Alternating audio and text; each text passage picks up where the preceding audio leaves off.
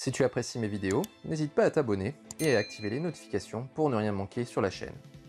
Salut tout le monde, bienvenue sur la chaîne Mythwriter pour cette review numéro 61 qui va être tout à fait singulière. Pourquoi? Parce que nous avons face à nous une figurine classique. Alors bien entendu, vous pourriez me rétorquer que les figurines classiques, eh bien j'en ai déjà passé en revue un certain nombre sur la chaîne, alors en quoi ceci est singulier? Alors vous avez raison, hein, les figurines classiques, elles sont assez courantes au final, mais si on prend par exemple la Thétis et le Shaw Skycloth, c'est-à-dire le chevalier d'acier à l'armure céleste, ces deux figurines avaient comme point commun le fait qu'elles étaient des revivals, c'est-à-dire des rééditions de figurines qui étaient sorties maintenant il y a un moment. Autrement dit, elles n'avaient pas un caractère de nouveauté. En revanche ici, face à nous, eh bien nous avons une vraie nouveauté, puisqu'il s'agit d'un personnage inédit que Bandai n'avait pas sorti jusque-là en Mythcloth, à savoir ce Capella de l'Orige, ou encore appelé Capella du Cocher. C'est la seule vraie nouveauté en Mythcloth classique de l'année 2021, et il vient un an après la précédente nouveauté en classique qui était son comparse, à savoir le Jamian du Corbeau. Alors qui dit nouveauté, qui dit personnage inédit, dit malheureusement impossibilité pour moi de vous comparer ce personnage avec une figurine existante. Donc on va contrevenir un petit peu à ce que l'on fait d'habitude, à savoir comparer une nouvelle version avec une ancienne version. J'aurai pas énormément de choses avec quoi comparer ici, si ce n'est, comme d'habitude, les setai et également les designs du manga, puisque on a coutume avec ces chevaliers d'argent d'avoir des versions qui sont un peu hybrides entre le manga et l'anime. Donc on essaiera de voir quelle est l'approche que suit cette figurine. Est-on plus proche de l'anime? Est-on plus proche du manga? Si on est plus proche de l'un ou de l'autre, est-ce que les designs ont été respectés? Donc ça, c'est les questions auxquelles on essaiera de répondre. On essaiera également de juger la figurine pour ce qu'elle est, aussi bien en termes de contenu que de rendu. On commence comme d'habitude par les tarifs et les packaging. La figurine que vous avez face à vous est une version d'import, comme le montre ici le petit sticker Toei qui signale une version japonaise, que j'ai acheté sur l'excellente boutique obigenki.com, obi-genki.com, le lien sera dans la description. Ce qui veut dire qu'elle n'est pas encore sortie officiellement en France et qu'elle devrait normalement débarquer aux alentours de janvier. Elle est a priori toujours en précommande sur les boutiques européennes et on peut la trouver dans des tarifs avoisinant les 100 €. Alors personnellement, 100 €, moi je trouve ça cher pour cette figurine, surtout au regard des précédentes sorties Mythcloth classiques. Que vous preniez Shaw ou Thétis, les prix avoisinaient les 80-85 €. Ici, on est donc facilement 15-20 € plus cher par rapport à ces figurines-là, donc je vois pas trop ce qui justifie cet écart de tarif. Alors vous pourriez me dire, oui, mais ici on a une figurine inédite, Bandai pour les deux précédentes avait déjà les moules, patati patata, vous avez raison. Mais en revanche, moi je peux vous rétorquer que parallèlement, nous avons en ce moment la précommande du Shiryu V3 EX, donc le Final Bronze Cloth, qui est une figurine inédite dans la gamme EX, et pourtant le prix affiché en précommande est aux alentours de 95 €, c'est-à-dire au final moins cher de 5 € par rapport à cette figurine. Donc je vois pas trop qu'est-ce qui justifie le prix de cette figurine-là. Je trouve que c'est un peu surcoté et que Bandai s'est fait plaisir, surtout au regard du peu de couvrance de l'armure. Vous voyez que c'est pas l'armure la plus couvrante de la gamme. Pour ce qui est de la boîte maintenant, nous avons face à nous un Silver Saint. Qui dit Silver Saint dit boîte argentée, hein, donc comme on peut le voir ici hein, sur les contours de la boîte. En face avant, nous avons les traditionnels logos que je ne vous présente plus. On a une mention ici supplémentaire qui est la mention Tamashii Webshop. Donc il s'agit d'une figurine qui est issue du Tamashii Webshop. Pour ceux qui veulent en savoir plus sur les systèmes de distribution de Bandai, je vous renvoie à la revue du Saga 24K dans laquelle je détaille bien un système de distribution. Je vous mettrai le lien en haut à droite. Pour ce qui est maintenant de ce qui est représenté, en face avant, eh bien, nous avons le personnage en position totalement neutre, les bras le long du corps et les poings fermés. Personnellement, je trouve que cette position est bien entendu ok, mais vous voyez qu'entre les avant-bras et les poings, les protège-mains, on a quand même un gros écart ici. Je pense, hein, à mon avis, à moins qu'il y ait un problème de blocage mécanique, qu'il aurait été quand même plus judicieux de rabaisser un petit peu ses avant-bras pour pouvoir coller à ses poings, parce que là, quand même, on voit un gros trou entre les deux pièces d'armure. On a également en face avant la représentation de la forme objet ici. Rappelez-vous, hein, sur les figurines maintenant qui sortent, Bandai n'a plus le droit d'utiliser les visuels de l'animé. Pour ce qui est de l'arrière-plan, nous avons une nuit étoilée et des colonnes grecques. Et je dois dire que j'ai beau me casser la tête, je comprends pas trop le choix de cet arrière-plan par Bandai. D'abord parce que le personnage apparaît au petit matin, donc a priori pas la nuit. Ensuite, il apparaît au Japon, et certainement pas en Grèce. Donc je vois pas non plus pourquoi la présence de ces colonnes grecques. Alors si vous avez une explication quant à ce choix de Bandai, votre commentaire est bienvenu en dessous de la vidéo, mais moi personnellement, je reste assez perplexe quant à ce choix. Toujours en face avant, nous avons la traditionnelle devise du personnage. Alors ici, le traducteur me dit qu'il s'agit de cercles volants qui décapitent et du coup la mort s'abat sur vous. Face avant terminé, on passe maintenant au côté. Donc première tranche, on a la visualisation de la forme objet, rien de plus. L'autre tranche, c'est la même chose. Et on arrive maintenant sur l'arrière-plan. Alors, à l'arrière-plan, eh bien, je dois dire que j'ai été un petit peu déçu en découvrant la figurine. Déçu parce qu'en guise d'arrière-plan, on a juste un fond très flou qui peut-être symbolise des sortes de pierres, de rochers. Et donc là, ça fait référence clairement au lieu où se passe l'action, dans les montagnes.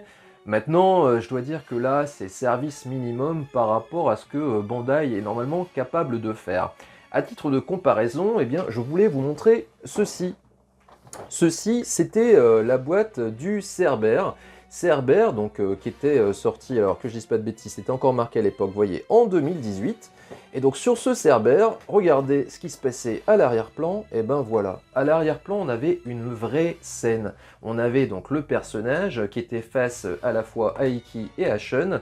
On avait à l'arrière-plan un vrai diorama qui représentait vraiment ici les montagnes. Et maintenant, ben voilà ce qu'on a, quoi. Vous n'allez pas me dire, on y a quand même perdu entre les deux, hein. Alors que ce qui est quand même malheureux, c'est qu'un visuel du même type que ce que je viens de vous montrer, donc sur la boîte du Cerbère, on avait eu droit à ça pour la promotion de cette figurine. Donc je ne comprends pas pourquoi Bandai n'a pas repris simplement ce visuel pour le mettre à l'arrière de cette boîte.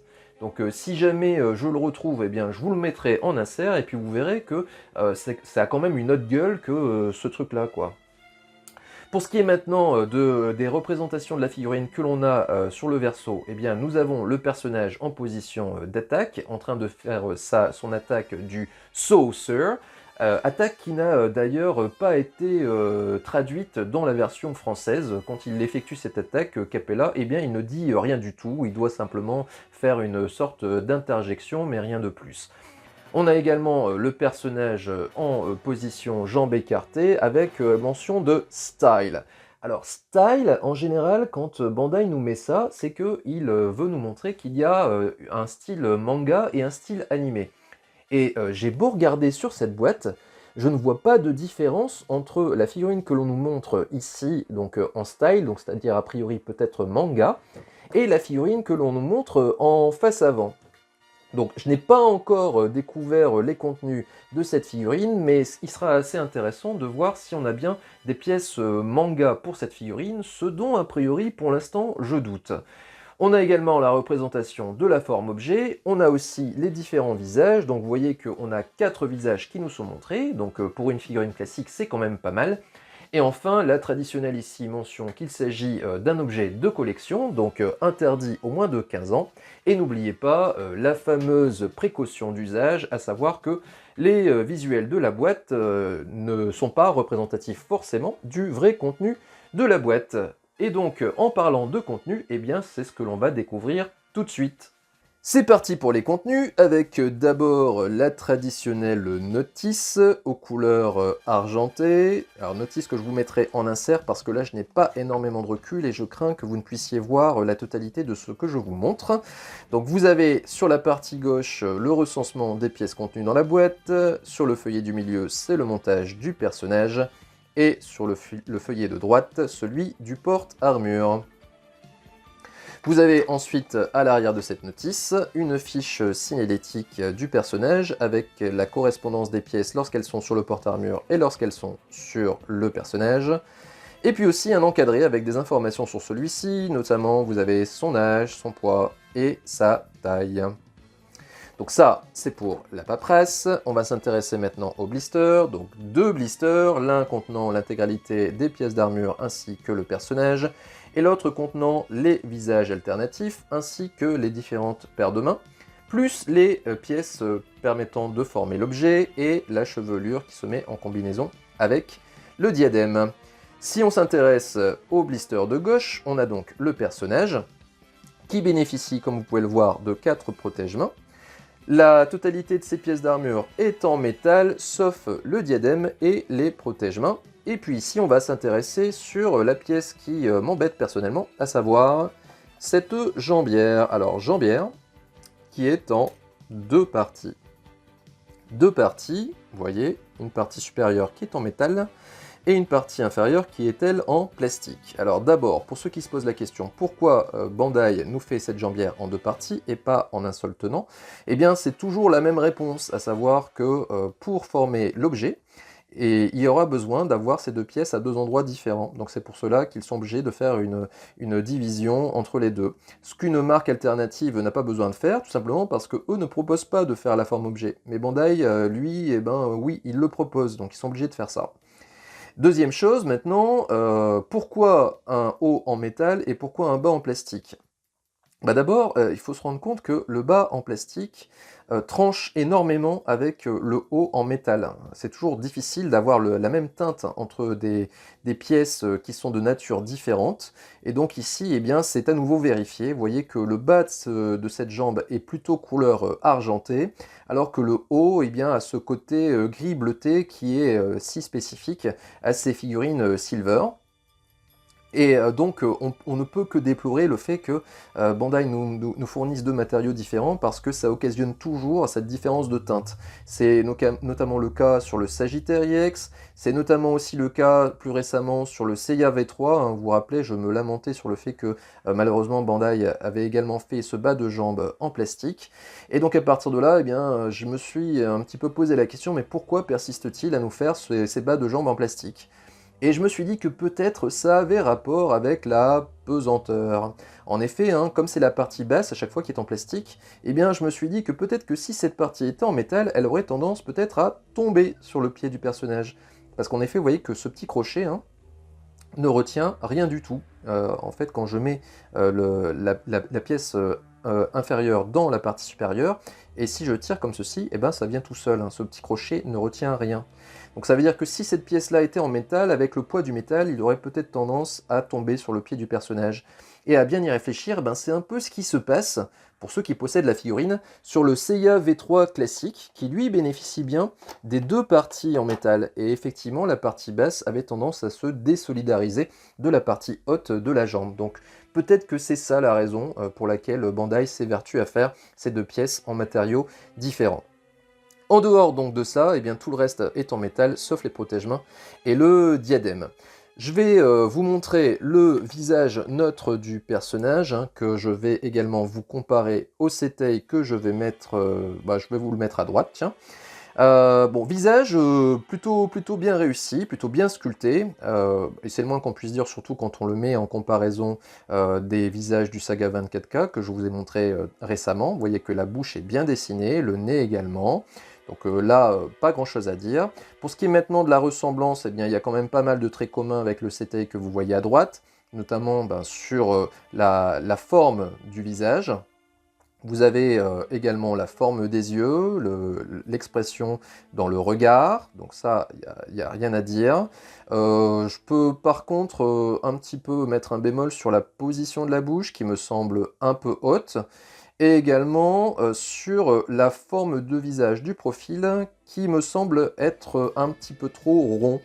On a un côté un petit peu incurvé sur ce visage, ou en tout cas à minima droit, que n'a pas le visage de la figurine. Donc bon, il est ressemblant, mais c'est pas imperfect non plus. Il a un côté un peu rond. Ce qui est pas mal également, c'est qu'ils ont reproduit, alors je sais pas si vous le verrez clairement, mais ils ont reproduit ces petites rides d'expression au niveau des yeux. Donc ça par contre c'est plutôt bien. Pour ce qui est de la chevelure, je peux pas en dire grand chose, puisque malheureusement je n'ai pas le visage du personnage en forme civile, donc ça on pourra plutôt l'évoquer lorsque la figurine sera montée lors du bilan. Pour ce qui est des autres visages, eh bien malheureusement, je ne vais pas pouvoir vous les comparer avec quoi que ce soit, parce que comme je viens de vous le dire, je n'ai pas malheureusement énormément de choix en ce qui concerne les détails pour ce personnage. Il n'y a pas énormément de designs qui ont été faits. Pour ce qui est maintenant de la partie droite donc des blisters, vous avez les différents visages. Alors, visage que je vais vous montrer dans le détail. Donc, vous avez ce visage-là, qui est donc un visage avec sourire en coin. Bon, sourire en coin, mais il fait un petit peu, un petit effet un peu demeuré, je trouve. C'est le sourire en coin, mais n'est pas assez marqué en fait sur la partie finale de la bouche. Vous voyez que la bouche, je trouve qu'elle est trop de coin sur la totalité. Du coup, ça lui donne un petit peu un effet stupide. Bon, ce visage est là, mais moi personnellement, ce n'est pas celui-ci que j'utiliserai pour mon expo. Vous avez également le visage donc d'action, visage criant, qui lui est pas mal. Et puis un visage qui trouvera peut-être son utilité chez certains collectionneurs, en tout cas ceux qui désireront reproduire la scène où Ikki lance son illusion du phénix sur ce pauvre Capella. Et donc vous avez un regard un peu surpris et une bouche ouverte. Bon, c'est assez spécial, mais il a le mérite d'être là. Donc pas de visage aux yeux fermés. Donc pour les amateurs de poses solennelles, eh bien, il faudra simplement avoir recours uniquement au visage neutre. Donc voilà, pour ce qui est des mains maintenant, eh bien, on a d'abord une main grande ouverte, enfin une main avec doigts crochus, on va dire. Bon, plutôt bien peinte. Alors, je suis en train de me dire que j'ai peut-être des soucis de mise au point. Compliqué.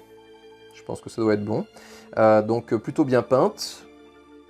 Ensuite, on a les mains qui permettent de tenir les frisbees, les disques. C'est comme vous voulez. Voilà. Bon, là aussi, hein, c'est plutôt bien réalisé. Et enfin, eh bien, les troisièmes mains, c'est juste les poings fermés. Donc, niveau variété de mains, on a déjà vu quand même beaucoup mieux. 3 paires de mains, c'est vraiment le strict minimum. Hein. Je rappelle que cette figurine vaut quand même 100 balles. 100 balles, 3 paires de mains, ça fait un petit peu grincer des dents quand même. Au niveau des pièces également, alors en découvrant ces blisters, j'ai été assez frappé du fait que je ne vois pas de pièces bonus typées manga. J'ai beau regarder et ce que je vois face à moi, ça m'a l'air d'être du 100% animé. Les épaulières, normalement, en format manga, devraient être beaucoup plus longues. On aurait également, je pense aussi, une différence au niveau de la ceinture. Bref, également au niveau des genouillères. Bref, ce que j'ai face à moi a l'air d'être une figurine 100% animée.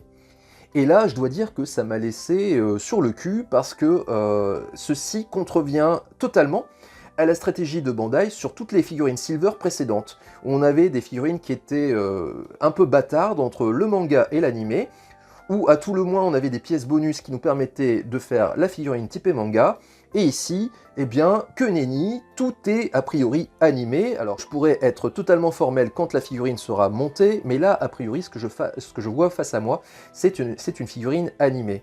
Et donc là, la question que je me pose, c'est, pour en arriver à ça, c'est-à-dire une figurine 100% animée, pourquoi ne l'ont-ils fait avant? Rappelez-vous, lorsqu'on avait passé en revue le Jamien du Corbeau, revue numéro 35, je m'étais lamenté sur le fait que Bandai avait essayé de ménager la chèvre et le chou en faisant une figurine un peu au milieu, entre le manga et l'animé, qui ne pourrait au final contenter personne. Donc il faut croire qu'ils ont réalisé cela, et donc on rectifiait le tir, et ici on décidait de nous faire une figurine 100% animée. Mais dans ce cas-là, eh bien, pourquoi ne l'ont-ils fait avant? C'est vraiment la question qu'il faut se poser. Donc voilà pour ce qui est des contenus et de l'étonnement que j'ai de ne pas voir dans cette boîte de pièces manga. On va passer maintenant au passage en revue du personnage et de sa rigidité. C'est parti pour le passage en revue du personnage, juste avant d'effectuer le montage que je vais vous faire en intégrale, puisque la figurine a une armure si peu couvrante qu'a priori ça ne devrait pas prendre 3 plombes. Pour ce qui est donc du personnage, eh bien, il bénéficie, comme vous pouvez le voir, d'un corps de type G3, Donc normalement ce type de corps est censé être maintenant bien maîtrisé par Bandai, donc on va voir si ça se traduit en termes de rigidité. Pour ce qui est du haut du corps, eh bien vous entendez ce petit grincement qui montre bien à quel point c'est très rigide ici. C'est très rigide également sur les points d'articulation au niveau des coudes, pas de souci. Le souci qu'il pourrait y avoir éventuellement, c'est au niveau du buste. On se souvient notamment de la figurine d'Algol de Persée, hein, qui est un vrai chewing-gum à ce niveau-là. Mais ici, pas de problème, hein, c'est bien rigide comme il faut. Et enfin, le dernier point litigieux, eh bien, c'est au niveau de l'entrejambe et des genoux. On va voir ce que ça donne. Eh bien, vous voyez qu'au niveau de l'entrejambe, ça va encore, mais au niveau des genoux, eh bien, c'est très souple, hein. En tout cas, pour cette jambe, on va vérifier avec l'autre jambe. Et c'est la même chose. Vous voyez que ça plie assez fortement au niveau des genoux alors que je ne secoue pas très fort. Donc ça n'augure pas forcément de très bonnes choses pour ce qui est du posing. On verra ce que ça donne tout à l'heure. Alors juste avant d'effectuer le montage, je vais faire une toute petite manip. C'est que ce personnage, eh bien, je vais lui mettre un lycra. Donc je vous retrouve dans un instant pour aborder le montage.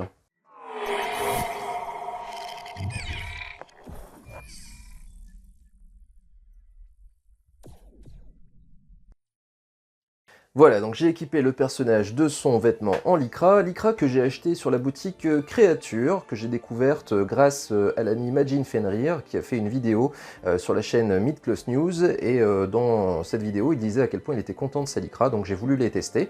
Je vous mettrai le lien vers la boutique dans la description, et donc pour moi, ça va être l'occasion de voir si ces lycras valent le coup, et si leur épaisseur est suffisamment fine pour pouvoir passer les pièces d'armure sur le personnage. On y va donc avec ce montage, donc comme je vous l'ai dit, que je vais vous faire en intégrale parce que la cloche est très peu couvrante. Personnage donc de Capella du cocher qui apparaît à la toute fin de l'épisode 30. Alors rappelez-vous, l'épisode 30, on en a parlé de façon assez extensive lorsqu'on avait passé en revue le Jamian du corbeau.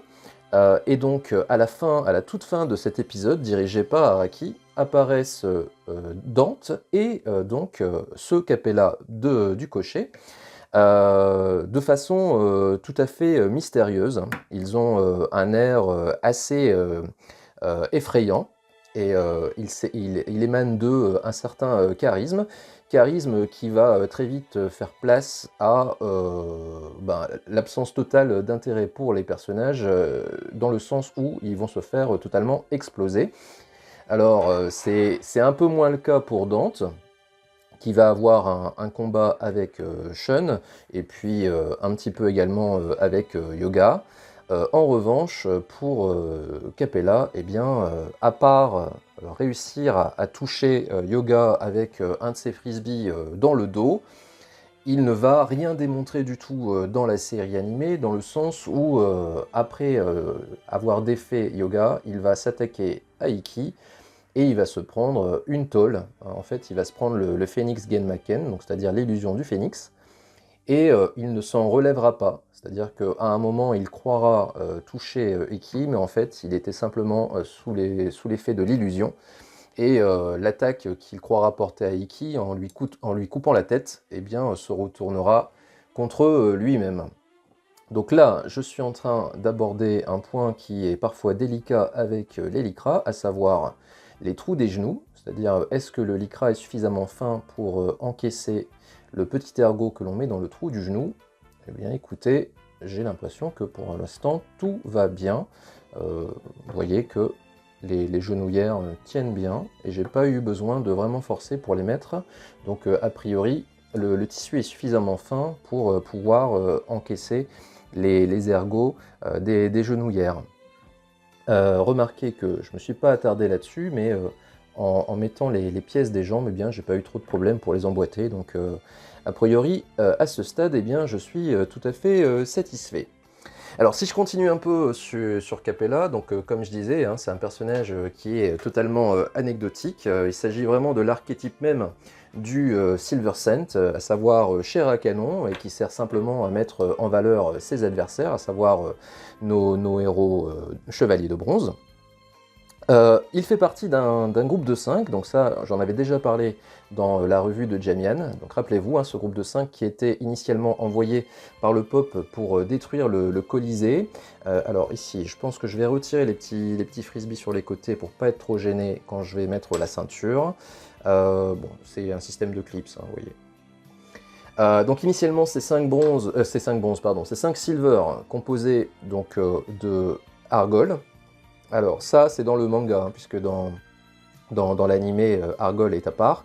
Mais donc dans le manga, eh bien, ce groupe de 5 est composé de Argol, de Capella, de Dante, de Jamian et donc de Shaina qui supervise le groupe.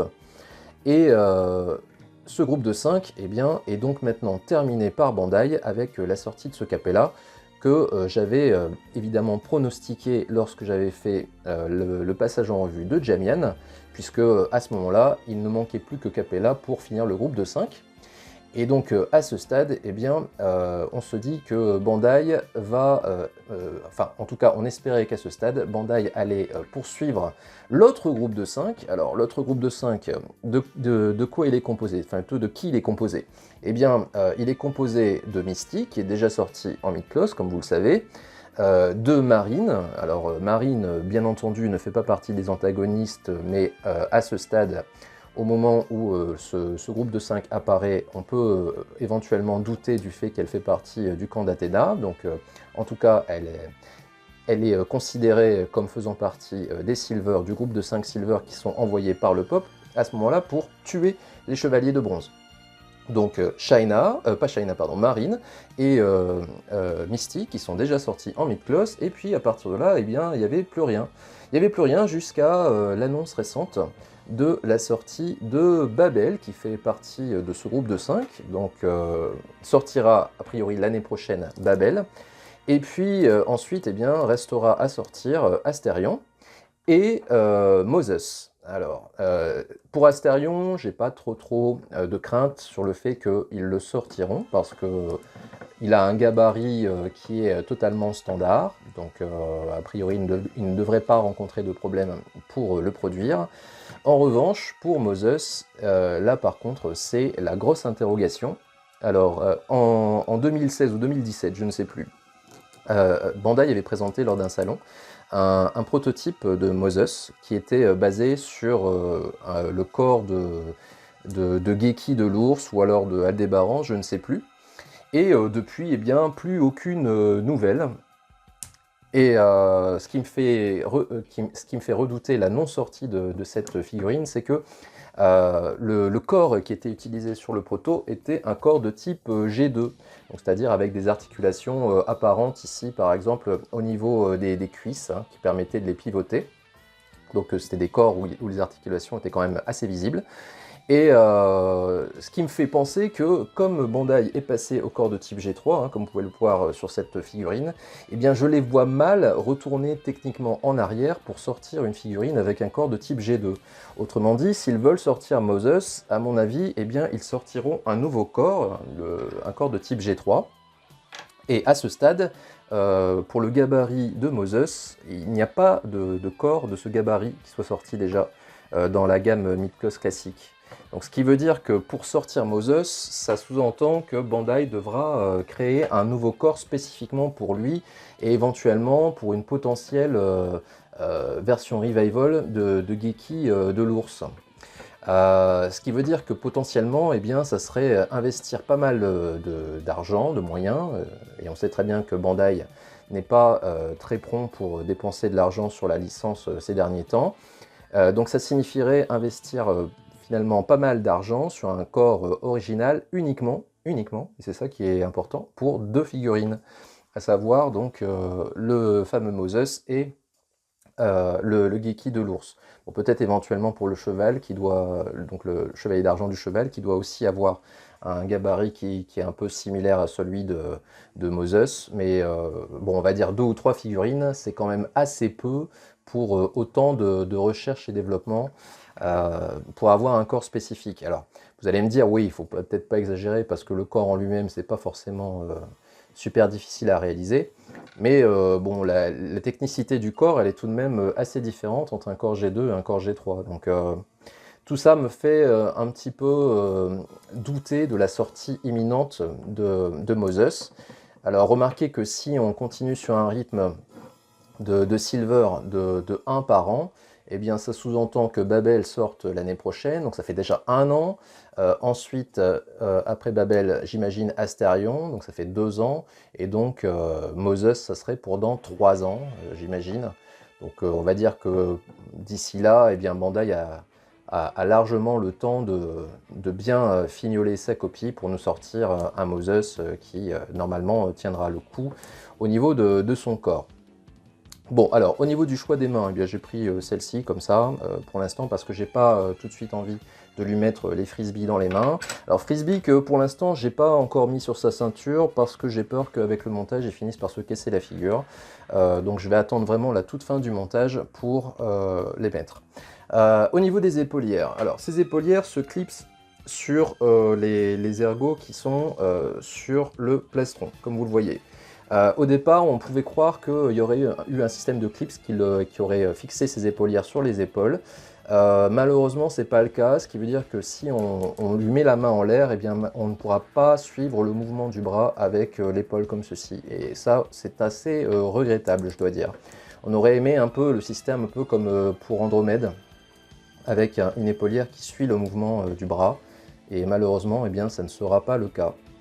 Alors là, c'est toujours le petit moment délicat du moment où on clipse l'épaulière sur l'ergot. Voilà. Ouais, donc on peut pas mal épouser, on peut assez bien épouser le bras. Donc moi j'avais cette crainte-là, surtout avec ce système de clips sur le plastron, c'est qu'au final, on ait un rendu qui soit un petit peu trop large. Mais j'ai l'impression que ça se passe plutôt bien. Voilà. Bon. Ce fut long, mais ce fut bon. On arrive sur la fin du montage, donc je vais lui mettre son diadème, et ensuite je fixerai ses petits frisbees sur sa ceinture. Ici donc, il faut mettre cette chevelure-là en combinaison avec le diadème. Alors la question c'est comment ça se met. Alors, je n'ai pas du tout regardé la notice, donc je vais faire ça un peu au feeling. Alors, il faut mettre donc cette partie-là tout de suite, et puis ensuite j'imagine que il faut simplement placer cette mèche-là au-dessus pour terminer le rendu. Je suis pas sûr que je le mets dans le bon sens. Non, pas du tout. Ça doit être plutôt vers le haut. Alors, je galère un petit peu avec cette mèche. Voilà, donc j'ai fini par réussir à fixer cette mèche qui tient moyen. Hein. J'ai l'impression qu'en fait, il faut la mettre un petit peu plus en oblique hein, pour bien coller au niveau du diadème. Vous voyez que la mèche est bien collée dessus. Sinon, eh bien, elle tombe très facilement. Mais là, ça a l'air de bien se passer. Donc là, on est vraiment sur la toute fin du montage. Donc maintenant, je vais lui fixer ces petits frisbees sur la taille. Ensuite, eh bien, je vous montrerai de quoi il a l'air en gros plan. Comme ça, eh bien, le rendu est plutôt sympa. Et je dois dire que je suis agréablement surpris. Je m'attendais pas à aussi bien, je dois vous avouer. Parce que je trouvais que le personnage manquait pas mal d'épaisseur, mais ça je pense qu'on aura l'occasion d'en reparler juste après avec le comparatif face au Setei. Mais une fois monté, et puis surtout avec son lycra, eh bien ça lui rend cette épaisseur peut-être qui lui manquait. Et ma foi, il est plutôt sympathique. Ah bah voyez cette mèche dont je vous parlais. Elle ne tient vraiment pas bien. Le système choisi par Bandai est très moyen ici. Hein. Voilà, donc je vais lui faire un semblant de pose. Et puis, eh bien, je vais vous le montrer en gros plan. Allez, je vous fais une petite ellipse et je vous le montre en gros plan. Voilà donc le rendu en gros plan, hein, des pieds jusqu'à la tête, ce qui vous donne l'occasion aussi d'apprécier ce lycra de chez Créature qui me donne totale satisfaction. Vous savez que quand on met un lycra, c'est toujours un peu une gageure, on se demande si ça va passer pour ce qui est de l'épaisseur au niveau des pièces d'armure, et ici, eh bien, je n'ai pas eu le moindre problème. Il s'adapte parfaitement à cette figurine. Figurine pour laquelle je suis vraiment agréablement surpris. Je ne m'attendais pas à un aussi bon rendu, notamment du point de vue du visage, que je trouve plutôt beau au final. C'est un visage qui a du relief et qui contraste vraiment avec celui que j'ai pu passer en revue, enfin ceux que j'ai pu passer en revue du Saga 24K dernièrement. Ici, on voit vraiment les traits du visage, le sculpte de la bouche, hein, comme vous pouvez le voir ici.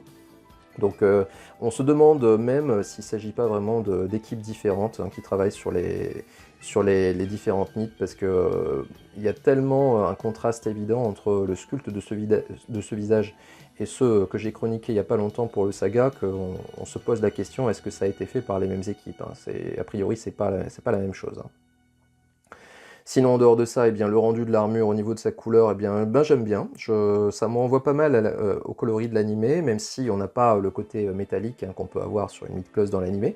Mais globalement, je pense qu'il va pas du tout trancher avec ses camarades Silver. Bien au contraire, ça va être pas mal homogène, hein. Maintenant, c'est pas parfait. Alors j'ai repéré quand même, en dehors du défaut, hein, des jambières, hein, que j'avais pointé tout à l'heure, vous voyez que ça tranche quand même pas mal, hein. En dehors de ça, eh bien, il y a un petit défaut qui m'embête, c'est au niveau du frisbee. Vous voyez que quand on se met comme ceci, eh bien, on a une vision sur la petite vis là qui tient la petite patte en plastique qui vient se fixer sur la ceinture. Donc ça, c'est pas super esthétique. On aurait aimé avoir une articulation supplémentaire de ce disque là pour pouvoir le mettre plus vers l'intérieur et planquer la vis. Malheureusement, il n'y a pas cette articulation. Donc, ce qui veut dire qu'on va devoir s'arranger de ça. Je pense que je vais résoudre le problème en lui mettant le disque là dans sa main droite, comme ça lors de la pose finale, a priori on n'aura plus cette vision vers cette vis qui n'est pas très gracieuse. Donc voilà, sinon en dehors de ça, eh bien écoutez, le rendu je pense parle de lui-même. Je vais vous montrer la figurine dans d'autres poses là à la suite, et puis nous on se retrouve juste après pour le bilan.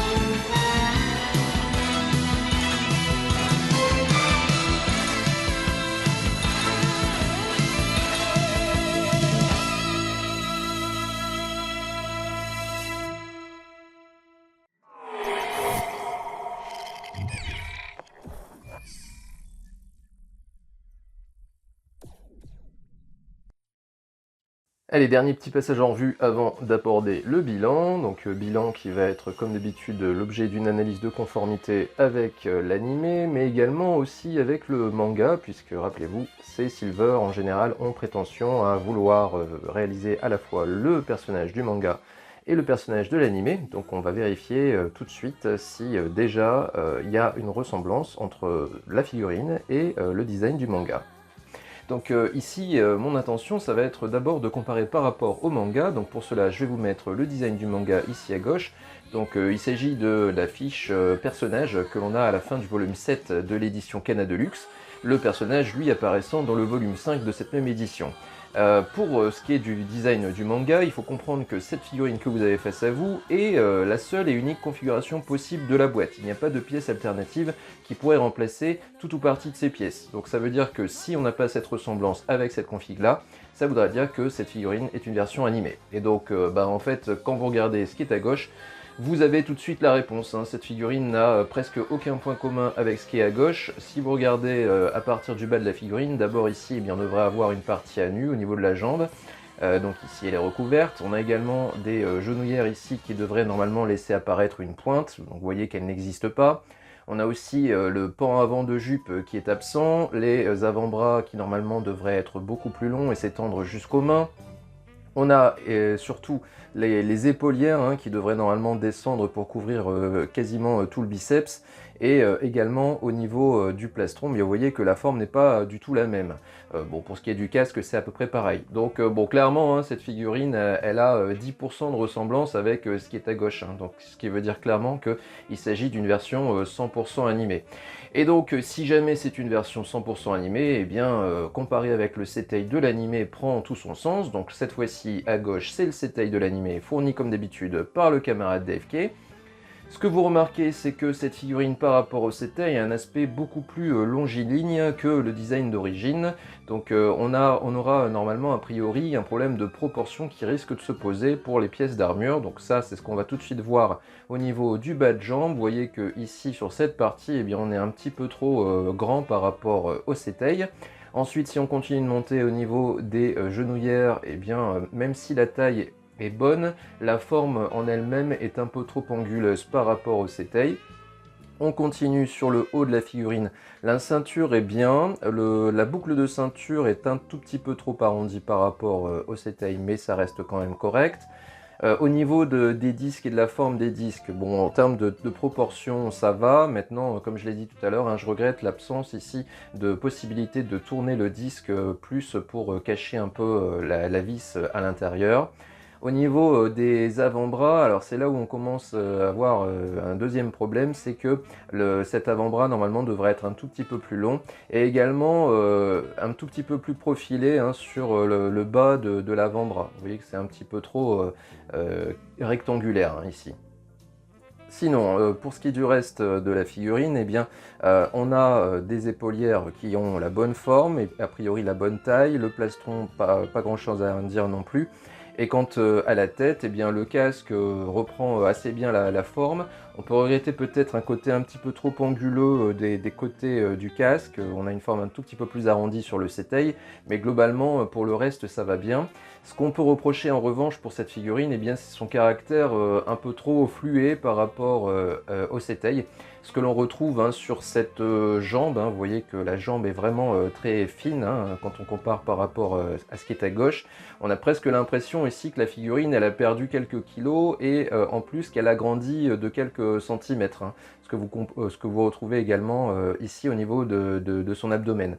Bon, maintenant, je dois dire que c'est un peu dû au caractère inhérent du fait que c'est une mythe classique et que donc au niveau de ses cuisses, on a des cuisses qui sont beaucoup plus fines qu'une mid-cloth IX avec des cuisses beaucoup plus charnues qui seraient sans doute plus en accord avec ce que vous avez à gauche. Sinon, on ne peut pas vraiment nier le fait que le personnage ressemble quand même bien au personnage de l'animé. Donc en fait, si je devais un peu conclure sur cette analyse de conformité, je dirais qu'il s'agit d'un Capella qui aurait perdu quelques kilos et qui aurait grandi de quelques centimètres. Mais évidemment, on a le personnage face à nous. Alors si je devais maintenant faire un bilan sur cette figurine, du côté des points positifs, pour moi le plus important c'est le fait qu'il s'agit d'une nouvelle figurine inédite dans la gamme Myth Cloth, entendez par là les classiques. Alors bien sûr, les partisans de la gamme EX déploreront le fait qu'il n'y a toujours pas un Silver qui soit sorti en EX, mais en tout cas, les gens qui aiment les mythes classiques et qui collectionnent peut-être les deux ne pourront qu'être ravis d'avoir une figurine supplémentaire dans cette gamme. Et d'ailleurs, ils ne pourront qu'être ravis d'ailleurs à double titre, puisque cette figurine vient clôturer un groupe de 5 de Silver. Donc on a, comme d'habitude dans ces cas-là, une sensation d'accomplissement par rapport à une gamme qui a été lancée déjà il y a très longtemps. Troisième point positif, c'est ces visages qui sont de qualité. On a des visages qui sont bien sculptés, qui sont plutôt ressemblants au Setei. Et on a globalement des visages qui ont du relief et qui sont assez variés. On a quand même 4 visages, ce qui est quand même pas mal du tout pour une mythe classique. Globalement également, on a une figurine qui a un bon rendu, c'est vraiment une belle figurine. La peinture est belle, elle est agréable à regarder. Alors certes, il y a des petits soucis de conformité par rapport au Setei, mais globalement, eh bien, c'est une figurine qui ne dépareillera pas par rapport aux autres Silver, si tant est que vous les possédez. Autre point positif, c'est un peu la cause d'ailleurs de ce que je viens d'évoquer, à savoir le fait que Bandai ici a réalisé une figurine qui est 100% animée. Donc ils ont fini par trancher entre animé et manga. Sur tous les Silver précédents, eh bien, ils nous avaient donné la possibilité de faire les deux configurations. Ce qui, de façon exacerbée, s'était traduit par quelque chose qui n'allait pas sur le Jamian du Corbeau. Donc à la suite de ça, je pense qu'ils ont dû réaliser qu'il était difficile de couvrir 2 lièvres à la fois, surtout quand les 2 designs sont très différents, comme c'est le cas ici pour ce Capella qui est quand même très différent dans le manga. Et donc au final, eh bien, ils ont décidé de faire une figurine 100% animée et donc d'essayer de contenter au moins un des camps. Alors bien sûr, ils laissent sur le carreau les fans du manga qui peut-être avaient déjà commencé à composer les 4 autres en version manga. Ils devront se contenter de celui-ci en version animée, mais en même temps, eh bien, c'est simplement prendre acte du fait que à la fois faire une figurine manga et animée dans une seule boîte, eh bien, c'était malheureusement voué à l'échec, surtout quand les 2 designs sont vraiment différents, comme c'est le cas pour ce Capella. Enfin, dernier point positif, et il ne va a priori pas de soi, puisque une figurine classique souffre souvent d'un problème de maniabilité, et eh bien ce n'est pas le cas de cette figurine, pour 2 raisons. La première, c'est que son corps G3 est globalement assez rigide, même si c'est pas totalement le cas sur la totalité, mais en tout cas maniable. Et deuxième raison, c'est que comme l'armure est très peu couvrante, et notamment pas couvrante au niveau de l'entrejambe, c'est-à-dire qu'il n'a pas de jupe, eh bien du coup on peut lui donner quand même beaucoup de poses, on peut pas mal varier de ce côté-là, ce qui n'aurait pas été le cas s'il avait eu une jupe qui lui arrivait jusqu'à mi-cuisse. Là, l'entrejambe est dégagée, donc ce qui fait qu'on a énormément d'amplitude pour le mouvement des jambes et donc beaucoup de variétés possibles. Maintenant, bien, cette figurine n'est absolument pas sans défaut. Premier défaut que j'ai pu relever, c'est la différence de coloris qu'il peut y avoir entre le bas de la jambière et le haut de la jambière, le bas en plastique, le haut en métal. Alors, c'est pas dû au fait que les matériaux sont différents. Je pense qu'ici, Bandai aurait quand même pu faire l'effort de changer le ton de la peinture sur le bas de la jambe. Au lieu de ça, à mon avis, ils ont gardé le même ton de peinture, ce qui fait que au niveau du rendu, comme le matériau est différent, eh bien le rendu sera différent. Autre point négatif, et cette figurine en est partiellement responsable, partiellement parce que d'abord son caractère longiligne aurait eu du mal à être modifié par Bandai, sauf à faire un nouveau corps spécifiquement pour garder ce côté un peu trapu du personnage, en tout cas un peu costaud du personnage. Donc ici il fait beaucoup trop longiligne, donc ça a priori il n'en est pas trop responsable, mais là où il y a un peu plus de responsabilité, eh bien c'est sur certaines pièces qui ne sont pas très conformes, je pense notamment par exemple à ses avant-bras qui auraient dû être plus profilés et un petit peu plus long. Donc on a quand même des petits soucis de conformité avec le Setei. Autre point négatif, on a une certaine souplesse du personnage, alors pas tant que ça au niveau de l'entrejambe, qui est souvent le point délicat, mais ici, curieusement, au niveau des genoux.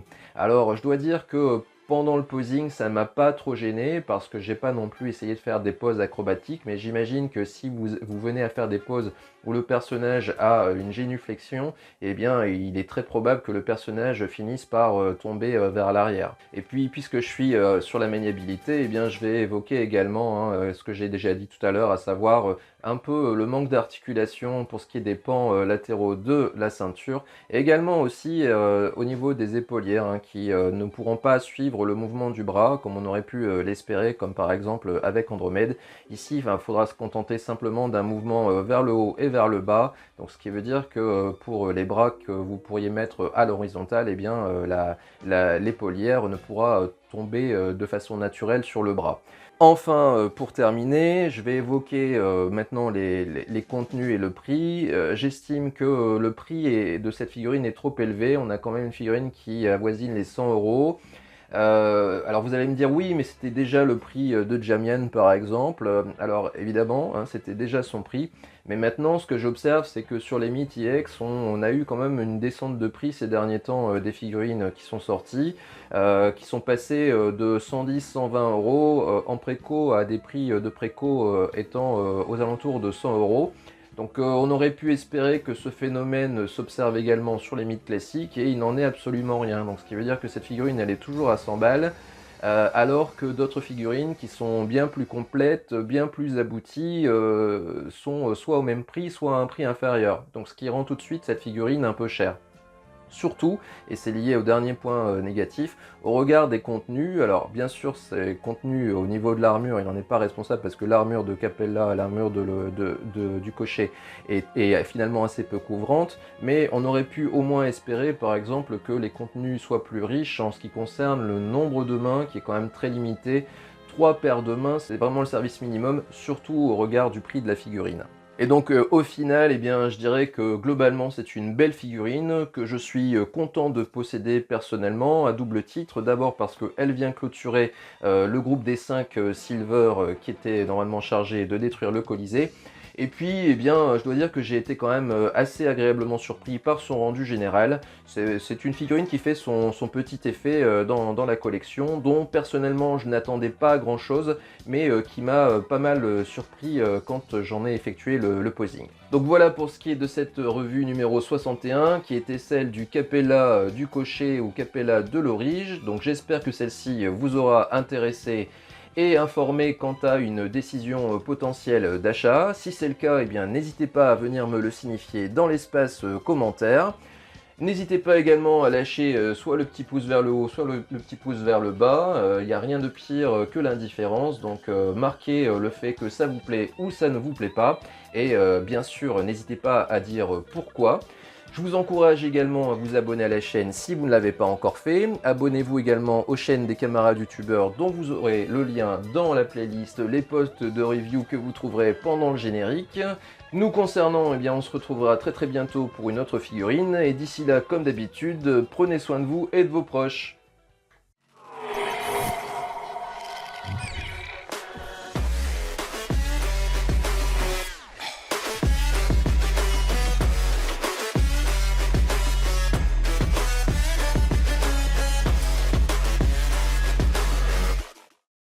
Allez, petit bonus pour ceux qui me suivent intégralement du début jusqu'à la fin, même après le générique, avec cette exposition de mon Capella au sein des autres Silver. Donc sur cet étage de ma collection, on va y retrouver son pote Dante. Donc je les ai bien entendu mis ensemble, puisqu'ils forment un duo. Sur ce même étage, on va y retrouver le Pop en version Evil. Juste à côté, son serviteur dévoué, donc Flèche, ou Ptolémie, c'est comme on veut. Alors, j'allais presque dire c'est un étage Silver, mais vous avez bien sûr ici l'exception, qui vaut bien un Silver, mais Crystal est avec eux. On a ensuite, sur l'étage en dessous, le Algol de Persée. Alors, Algol qui arbore un visage qui est un des visages bonus de la version Surplis, qui donc était donné pour améliorer le visage qui n'était pas terrible de la version normale. Donc ça améliore grandement son rendu. Ensuite, ce qui améliore aussi grandement le rendu de ce personnage, le mal-aimé, le Jamien du Corbeau, c'est son lycra qui vient également de créature. Ça améliore grandement son rendu à tel point que je lui ai du coup remis une position debout avec ses corbeaux dans les mains. Bon, je trouve qu'il est plutôt sympa comme ça. Juste à côté, la jolie Shaina, qui est une de mes mythes préférées, en tout cas en version féminine. Et elle aussi arbore donc des collants et des guêtres qui viennent de chez Créature, ce qui améliore aussi grandement la fidélité dans le sens où elle retrouve les couleurs de l'animé au niveau de ses guêtres, hein, puisque sur la figurine elles étaient violettes. Donc là au moins elle retrouve le fuchsia de l'animé. Donc très féminine. Hein. Juste à côté, Marine la guerrière. Alors, la guerrière parce que je lui ai donné vraiment une pose de guerrière tout en essayant de garder un petit côté élégant. Et elle aussi bénéficie des collants qui viennent de chez Créature, et ce qui améliore grandement son rendu en y ajoutant énormément de peps, hein, puisque les collants de la figurine d'origine sont d'un rouge qui est un peu passé. Là on retrouve le côté un peu pétant du rouge des collants. Donc ça franchement j'en suis très satisfait. Alors je vais avoir du mal à vous montrer très bien le Misty parce que j'ai pas énormément de recul, mais donc le visage que je lui ai donné c'est celui de l'Appendice avec les yeux fermés comme vous pouvez le voir. Donc, la figurine bénéficie de la cape Cacaxiliu et également d'un lycra. Donc ça c'est pour cet étage. Voilà. Ensuite, le dernier étage, en tout cas celui du bas, eh bien vous allez retrouver les versions EX Great Toys des bronzes V1 Early Bronze Cloth. Donc là, en fait, ne va manquer que Iki, que j'ai toujours en boîte et que je n'ai toujours pas ouvert. Et donc il viendra rejoindre ses 4 copains très bientôt.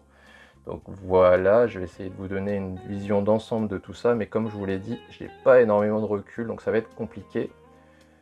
Mais bon, je pense que c'est suffisamment clair. Voilà, donc ça y est, maintenant je vous quitte vraiment. À bientôt les amis.